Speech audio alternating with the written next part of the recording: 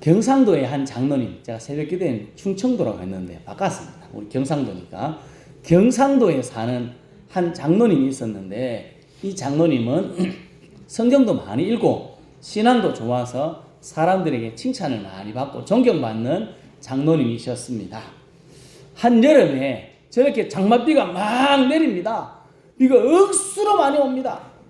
그래서 이 장로님이 교회가 걱정이 되었습니다. 교회가 떠내려갔는가 아닌가 싶어가지고 교회를 살피기 위해서 부지런히 뛰어오고 있었습니다. 근데 오다가 면장님을 만났습니다. 면장님 장로님 보고 이렇게 이야기합니다. 장로님 어디 가십니까? 면장님이 묻자 장로님이 공손하게 교회 갑니다. 면장님이 웃으며 이야기했습니다. 장로님 그렇게 교회 열심히 다니시면 교회에서 월급 줍니까? 장로님이 웃으며 대답했습니다. 받다 마다요. 그것도 하나님께 받습니다. 하나님께 직접 받습니다. 면장님이 신기했습니다. 호기심 어린 표정으로 다시 묻습니다. 무슨 월급 받습니까? 라고 이야기하니까 장로님 진지하게 이야기합니다. 하나님께서 나에게 건강의 월급을 주셨습니다. 기쁨의 월급도 주셨습니다. 형통의 월급도 주시고 천국의 월급도 주셨습니다. 자손이 번창하는 월급도 주셨습니다. 하나님이 주시는 월급은 눈에 보이지 않지만 눈에 보이는 월급보다 더 큰 월급을 주셨습니다.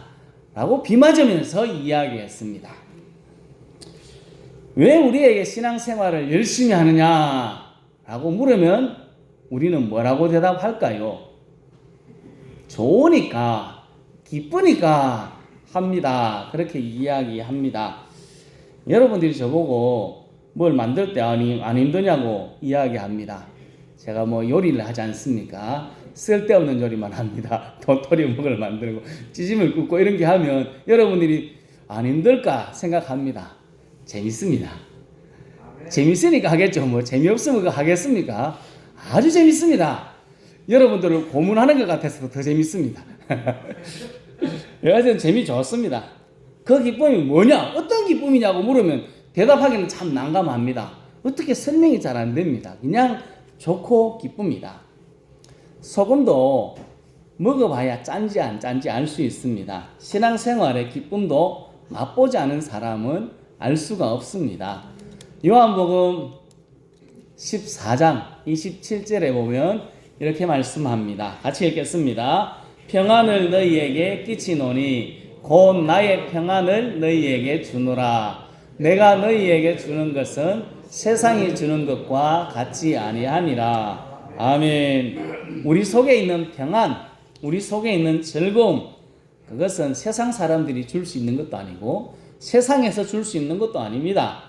그것과 완전히 다른 참된 평안과 즐거움입니다. 하나님께서 주시는 것입니다. 이 기쁨은 말로도 다 표현할 수 없습니다. 성도 여러분, 여러분의 삶이 즐겁고 기쁩니까? 안 그런 모양입니다. 신앙생활은 즐겁고 기쁩니까? 억지로 대답하시는 듯. 우리의 삶이 평안하거나 힘들거나 어려울 때도 주님께서 주시는 구원의 기쁨, 구원의 즐거움으로 그 즐거움을 누리며 행복하고 신나게 살아갈 수 있기를 예수님의 이름으로 축복합니다. 혹시 지난주 설교 제목이 뭔지 아십니까? 다 까먹었죠? 네, 그래서 적어왔습니다. 제목이 뭐라고요? 신기하네. 이게 아주 감탄사입니다. 신기하네, 희한하네. 이게 지난주 내용이었습니다. 신기한 일도 지난주에 있었습니다. 우리에게 신기하고 놀라운 일이 이번 주에 혹시 있었습니까? 네, 괜찮습니다. 우리 속에, 우리 삶 속에 신기하고 희한하고 놀라운 일들을 삶 속에 많이 경험하고 우리의 믿음이 더 굳건해질 수 있기를 예수님의 이름으로 축복합니다. 예수님께서 70명의 사람들을 모으고 70명을 예수님이 가시려는 마을, 지역으로 2명씩 보냈습니다. 근데 이 사건을 읽기 전에 그 앞에 우리가 오늘 10장을 읽었는데 9장에 보면 예수님이 12제자를 부르시고 그들에게 보내시니 하신 말씀이 있습니다. 같이 한번 읽어보겠습니다. 예수께서 12제자를 불러 모으사 모든 귀신을 제어하며 병을 고치는 능력과 권위를 주시고 하나님의 나라를 전파하며 앓는 자를 고치게 하려고 보내시며. 아멘. 제자들을 보내시면서 귀신을 제어하고 병을 고치는 능력을 주셨습니다. 70명의 사람을 보내면서는 아무것도 안 주고 가라 그러셨을까요? 그렇게 하지는 않았겠죠. 70명의 사람에게도 능력을 주셨습니다. 10장 9절에 거기에 있는 병자들을 고쳤다고 합니다. 70명의 사람들이 예수님이 가시려는 마을로 쫙 가가지고 병자들을 고쳤습니다. 그리고 돌아와서 예수님께 보고를 하는데 이렇게 보고합니다. 70인이 기뻐하며 돌아와 이르되 주여 주의 이름이면 귀신들도 우리에게 항복하더이다. 너무 기쁘고 좋아서 보고를 하는데 귀신들이 항복했습니다 라고 이야기합니다. 70명의 사람들을 보내며 그냥 보낸 것이 아니라 하나님께서 능력을 주셨습니다. 하나님의 나라를 전하면서 하나님의 신기한 능력을 경험한 사람들 얼마나 기분이 좋았을까요? 너무 기분이 좋았습니다. 70인이 기뻐하며 돌아와서 신기한 일이 일어났습니다. 예수님 이상한 일이 일어났는데요. 귀신들이 막 도망가던데요. 이렇게 이야기한 겁니다. 귀신이 쫓겨나고 병든 자 고침받는 모습을 보고 자신들이 먼저 놀랐습니다. 우와 이런 일이 있나 하고 놀랐을 겁니다. 그리고 돌아와서 이야기합니다. 희한한 일, 신기한 일을 보고 예수님께 돌아와서 귀신들도 우리에게 항복했습니다 이야기합니다. 예수님 이 보고하는 기뻐서 보고하는 사람들도 야 이거 그런 거 아니다 임마 이렇게 이야기한 게 아닙니다. 너무 좋아하셨습니다. 아이들이 기뻐할 때 부모님이 같이 즐거워하듯이 우리 예수님도 같이 즐거워하셨습니다. 그리고 이렇게 또 말씀하십니다. 같이 읽겠습니다. 그러나 귀신들이 너희에게 항복하는 것으로 기뻐하지 말고 너희 이름이 하늘에 기록된 것으로 기뻐하라 하시니라. 아멘. 오늘 우리는 이 말씀에 딱 집중해 보려고 합니다. 지금 70명의 사람들이 기뻐하는 이유는 뭡니까? 귀신을 쫓아내고 병든 자를 고친 것 때문에 너무 기쁘고 좋았습니다. 그런데 예수님은 뭐 때문에 기뻐하지 말라고 합니까? 그것 때문에 너무 기뻐하지 말라. 그렇게 말씀합니다. 우리에게 신기하고 놀라운 일, 희한한 일이 있습니다. 이런 놀라운 기적의 일이 우리에게 많이 일어났으면 좋겠습니다. 하지만 이 기적에만 집중하면 안 됩니다. 문제가 생깁니다. 출애굽하는 이스라엘 사람들 날마다 하나님의 기적을 경험했습니다. 날마다 새로운 일이 일어났습니다. 출애굽하기 전에 애굽에 있을 때 이집트에 있을 때부터 희한한 일이 있었습니다. 10가지 재앙으로 애굽이 박살나는 모습을 봤습니다. 신기하고 희한한 하나님의 능력을 경험합니다. 쫓겨나서 홍해에 갔을 때도 놀라운 기적을 경험하지 않습니까? 마른 땅으로 건너고 얼마나 좋았을까요? 그들이 춤추며 찬양하는 모습이 성경에 기록되어져 있습니다. 광야 홍해를 건너서 그들이 나간 그 광야 길에 매일 만나를 먹었습니다. 고기 먹고 싶은데요. 이러니까 메추라기가 내렸습니다. 목말라 죽겠습니다 하니까 반석이 팍 터져가지고 물이 나옵니다.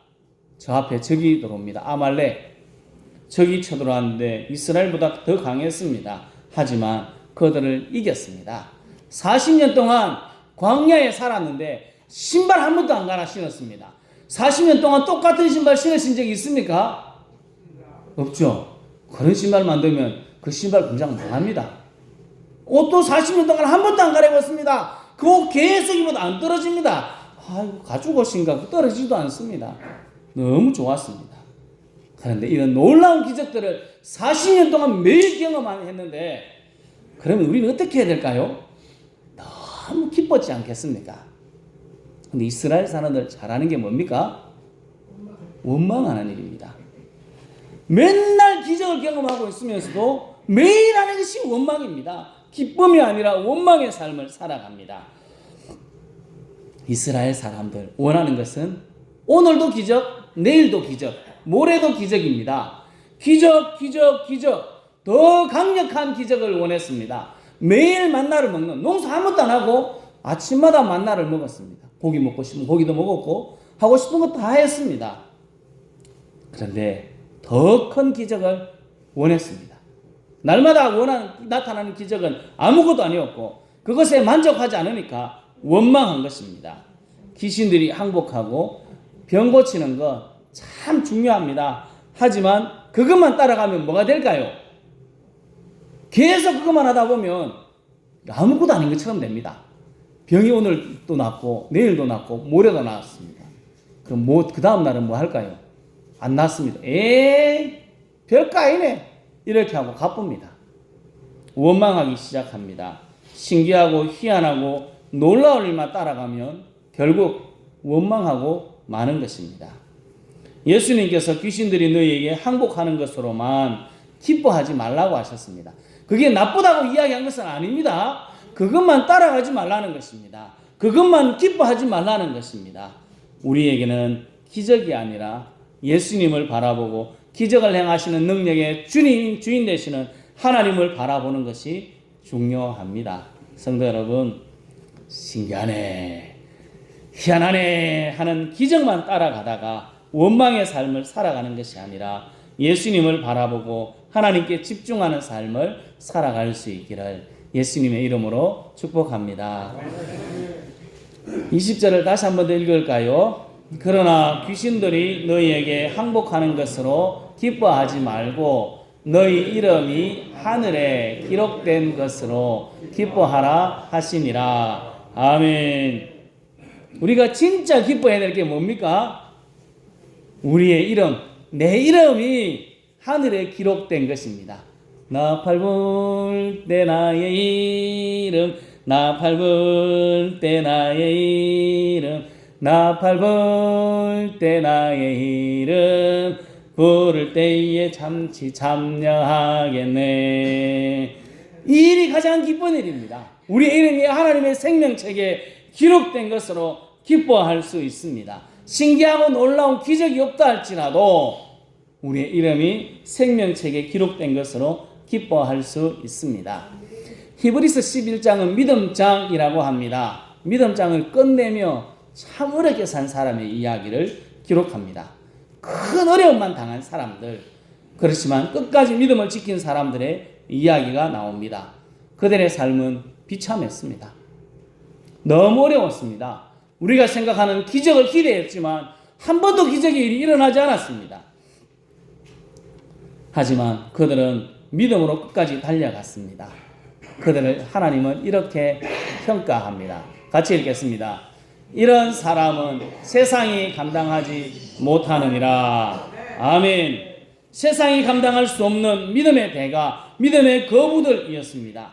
그들의 이름이 생명책에 기록된 것을 기억하고 끝까지 믿음으로 기쁘게 달려간 그들을 향하여 세상이 감당할 수 없는 사람이라고 이야기합니다. 이들이 진정한 기적을 경험한 사람들입니다. 우리에게 가장 신기하고 희한한 일이 무엇인지 아십니까?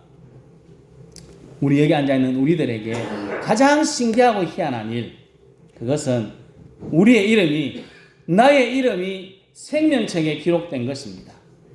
나 같은 놈이 어떻게 하나님의 사랑을 받아서 생명책에 기록되었을까요? 하나님과 원수인 나를 사랑하셔서 독생자를 보내주시고 나를 위해 예수님이 십자가에 죽으시고 부활하신 것을 믿고 구원의 백성 우리가 되었습니다. 전도해도 지지리도 안 옵니다. 진짜 한 명도 안 옵니다. 실망되시죠? 그분들이 여기 앉아있는 우리들입니다. 전도에도 찌질이도 안 오던 사람들이 앉아 있습니다. 우리가 이 자리에 앉아 있는 것이 기적입니다. 어떻게 눈에도 보이지 않는 하나님을 향하여 아빠, 아버지라고 부를 수 있습니까? 우리의 이름이 하나님의 생명책에 있습니다. 지금 죽어도 천국에 갑니다. 이것이 가장 신기하고 놀라운 일입니다. 예수님을 믿고 하나님을 아버지라 부르며 내 이름이 하늘의 생명책에 기록된 것이 가장 큰 기적, 가장 놀라운 일입니다. 고린도전서 1장 22절에서 24절 말씀을 같이 읽겠습니다. 유대인은 표적을 구하고 헬라인은 지혜를 찾으나 우리는 십자가에 못 박힌 그리스도를 전하니 유대인에게는 그리끼는 것이요 이방인에게는 미련한 것이로되 오직 부르심을 받은 자들에게는 유대인이나 헬라인이나 그리스도는 하나님의 능력이요 하나님의 지혜니라. 아멘. 유대인들이 찾는 것은 표적입니다. 기적. 헬라인이 찾는 것은 똑똑한 사람입니다. 우리는 전하는 것이 십자가입니다. 왜 그럴까요? 그것이 가장 큰 기적이기 때문에 그렇습니다. 구원의 은혜가 가장 크기 때문에 그것을 전하는 것입니다. 구원의 표적이 없다 할지라도, 기적이 없다 할지라도, 신기하고 놀라운 일이 없어도 똑똑하지 않아도 됩니다. 그것보다 가장 중요한 것이 구원받은 것, 그것이기 때문에 우리는 그것만을 전하고 그 예수님만을 전하고 그 안에서 기뻐하는 것입니다.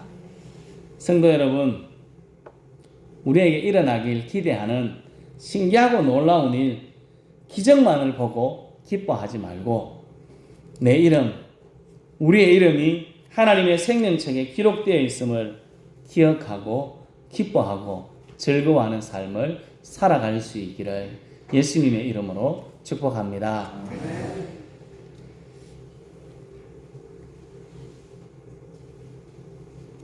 아싸! 구원의 기쁨, 구원의 즐거움이 우리에게 있습니까? 신기한 기적만을 기뻐하지 말고 내 이름이 하늘에 기록된 것으로 기뻐해야 합니다. 나 같은 사람 불러주시고 구원해 주시고 하나님을 아버지라고 부르게 하셨습니다. 하늘의 생명책에 내 이름이 기록되어 있는 것이 가장 큰 기적입니다. 우리는 세상에 알 수도 없는 즐거움, 구원의 기쁨, 구원의 즐거움을 누리며 즐겁고 행복하게 살아가야 합니다. 성도 여러분, 어떤 기적보다 큰 기적, 나를 위해 예수님이 십자가에 죽으시고 부활하셨음을 믿어 구원받고 생명책에 기록되어 있다는 것을 잊지 말고 참된 구원의 즐거움을 누리며 기쁘고 신나고 행복한 삶을 살아갈 수 있기를 예수님의 이름으로 축복합니다. 기도하겠습니다.